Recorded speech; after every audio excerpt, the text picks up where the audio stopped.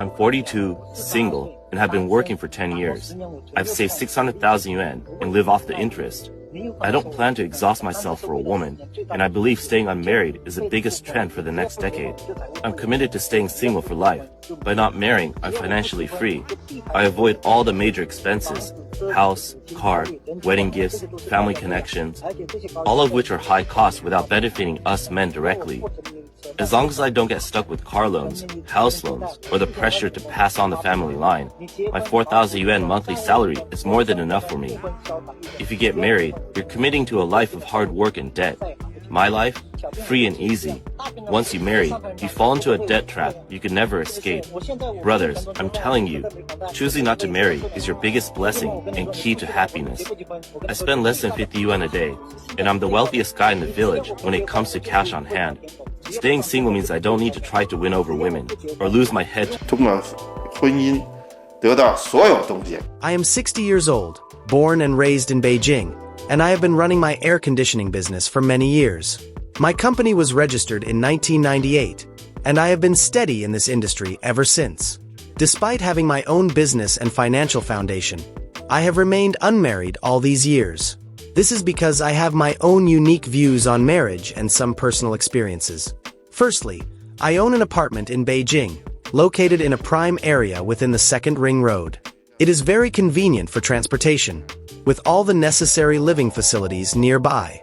The apartment is about 60 square meters, a standard 2-bedroom unit. Now that I am retired, I receive a few thousand yuan in pension every month, but I am still single and live a very comfortable life. I am still unmarried.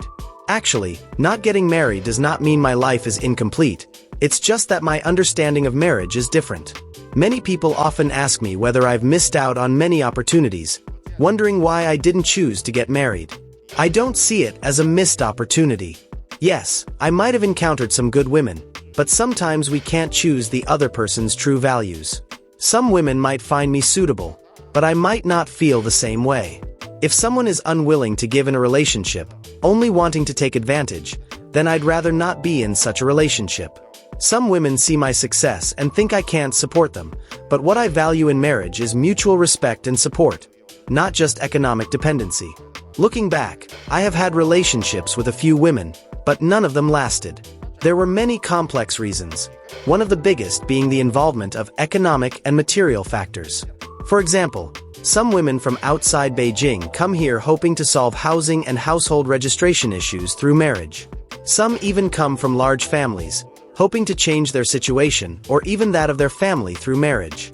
I can't tolerate this kind of situation. They are not interested in building a life with me. They just want me to help their family out financially. These women want to drain a man dry in one go. I find such women very uninteresting. I have met many such women. Perhaps they were poor back home, but after coming to Beijing, they developed a strong elite mentality, thinking that marriage is a resource they can exploit. They believe they can obtain everything through marriage. I think this is impossible.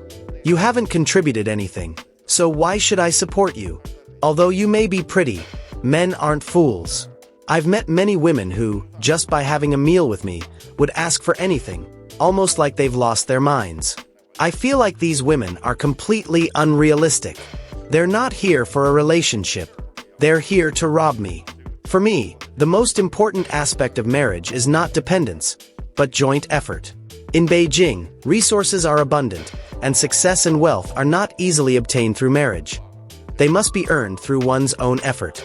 A couple that truly wants to be together should have similar values and be able to face life's challenges together, not just look at what the other person can offer.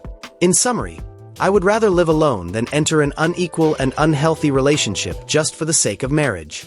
I'm not rejecting marriage, but I hope to find a partner who shares similar ideals and values. Only then can we truly spend our lives together, not just use each other.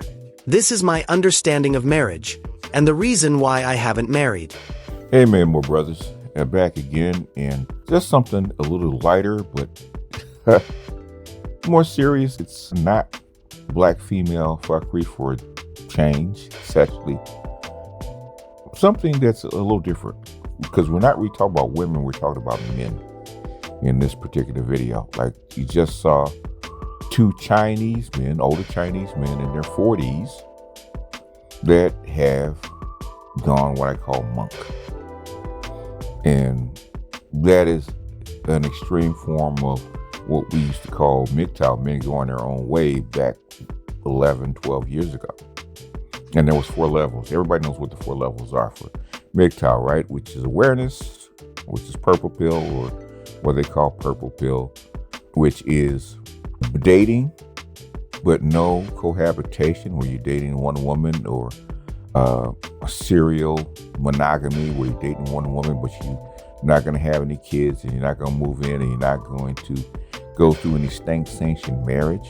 And there's a lot of guys that have gone the level 1, where the awareness, where they live with a woman, they have one partner, but they're not going to go through any sanctioned marriage. So Donovan Sharp comes to mind as a level 1 MGTOW. Now, the level 3, we said the level 2, no cohabitation, no kids, no marriage. And level 3 was what Coach Greg Adams does, and a few others do, that are MGTOWs, or they don't call themselves MGTOWs anymore. They call them free agents. The free agent lifestyle, as we call it now, which is spinning plates, where you're serial dating, nothing serious. You're still having sex, or to the point where you want to have sex, but you don't expect any serious relationship. Sometimes you fly out, sometimes you trick. You could be a gigolo, where you have everyone pay for you. It's various forms of spinning plates or free agent lifestyle. And the last one is the most serious form, which is what I practice, which is monkhood, which monks don't have romantic relationship with women at all. No, we don't. Sex, if you want it, preferably for somebody like me, I prefer it to either be random or it be even tricking. I don't care if I want sex that badly, but the thing is, the weight of emotional labor that you have to expend to a woman got too heavy. And that's when you go into monkhood, which I don't suggest most guys go into monkhood until they're at least, at the bare minimum, 40. And for most guys to do it comfortably, you have to be over 50. And that's if you've gone through the ringer already. But what we see in China right now is guys that either have gone through it, not even gotten married, or they've dated, maybe they've tried to date. And a lot of guys that have got to 40, they're virgins. They've never dated. I doubt that they're virgins. I think they probably, kind of creeped into the side door and put $40 down and had their way and bounced out. I think a lot of guys have done that. They're just not saying it because they can't say it in China. I think that's what they've done, because they have that glow about them that, sex wasn't a problem. It's just I didn't want to get serious with a woman. And I think it's because in China, there's more responsibilities and obligations to go with a woman. You just don't have a woman. You just don't have a woman. We have to have a house, you got to have a lifestyle, you got to have a job, you got to have a dowry that you have to pay to the family, because you're buying her womb. That's old-fashioned lifestyle. But in this age of divorce, where women are allowed to divorce, I think it's what do they call it? No contest divorce, where you can get divorced for any reason. I think they can do that. I think that's why a lot of guys in China are not willing to risk their fortune, all their hard work, and their family's hard work to get married to a chick that's not worth their while, even though there's a lot of pressure on these guys to get married. There's probably more pressure on these guys to get married than the women. And that has been said, not just from the mothers, but also from the fathers. But it's interesting to see this evolve, because when the men in the United States were doing it 10, 12 years ago. We thought it was just a small, tiny minority who just had planted their flag that we're going to do this. When we're called abnormal, we're called gay, we're called bisexual, all kinds of stuff, right? Hated women, all kinds of stuff. And it was simply a choice. And lo and behold, 12 years hence, it is normalized. Not only do you see it in China, they're probably the most outspoken people that do it, but also you see it here in the United States, especially amongst young men. Young men have gone MGTOW. They're not at the monk stage yet, but they're headed that way.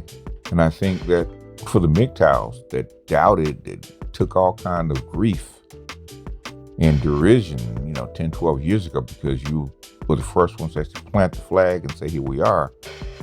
And the women's society jumped all over you. Now, especially after COVID, this is normalized. Men have adapted. And men are not being held hostage by female relationships and sex. They're saying no mas. So it's an interesting development. And I think I'm going to follow this. I'm going to follow this Chinese MGTOW because we have the Chinese leftover women, which I might do tomorrow. Another segment of the Chinese quiches and the leftovers, because it's a very interesting thing.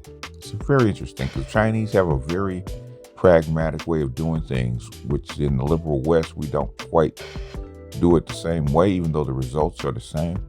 But the Chinese men are extremely pragmatic and extremely logical. And they have brought more evidence and logic to something the manosphere was doing and still doing, even more now than we used to this arena. So that's all I wanted to drop in. I thought it was interesting, so I decided to go ahead and deposit this here and plant a flag, and just like I did last week with the manosphere in politics, right?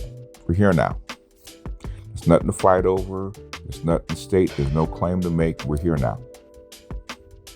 So now that we're here, what do we do, right? Anyhow, till next time, check you out. Peace.